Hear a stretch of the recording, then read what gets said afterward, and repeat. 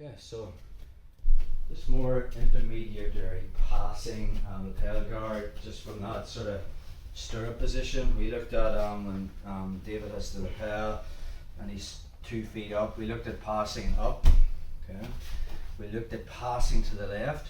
Okay, making the grip and using the wrist to remove that profile. This time I'm going to pass to the right, which is slightly harder. So really 2 responses David's going to be thinking about. So as I try to pass to his right, David's going to use his left leg and put that into the lapel. That stops me moving this way.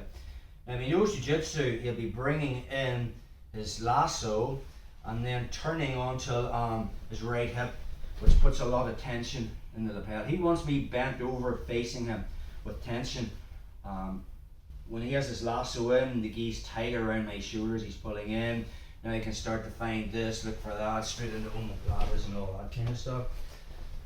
I want to make sure he doesn't get onto his right hip. So he puts the lasso in, I'm just going to walk him the other way, which slackens up the lapel.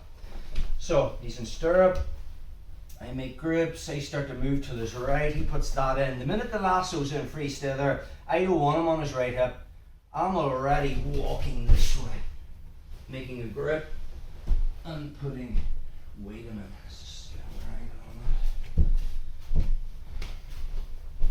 So it's knowing when you'll be putting tension in the lapel and when I'm trying to make the lapel loose. So when I move this way and his foot comes in, as he goes for the lasso, I'm moving this way. Now he might make a grip on the collar, Dave's still got his lasso in, and as I walk around I just find that angle to collapse his base. If he doesn't put the lasso in, let's address that. This is out of Keenan Cornelius's lapel slayer. It's called cold shoulder. So as I move to my right, he puts in his leg into the lapel. So think about this, there's a lot of tension in the lapel. I'm going to bring my left shoulder over and physically turn my back. Okay, I don't want to be facing the lapel. Anytime I'm facing the lapel, there's tension in it, which is good for David, bad for me. As this arm comes over, I'm physically turning away. There's a lot more slackness in the lapel now. Of course, David will be trying to do his stuff from there, make his grips. And when the moment's right, I'm going to turn the corner, make my grips, and just flatten them out.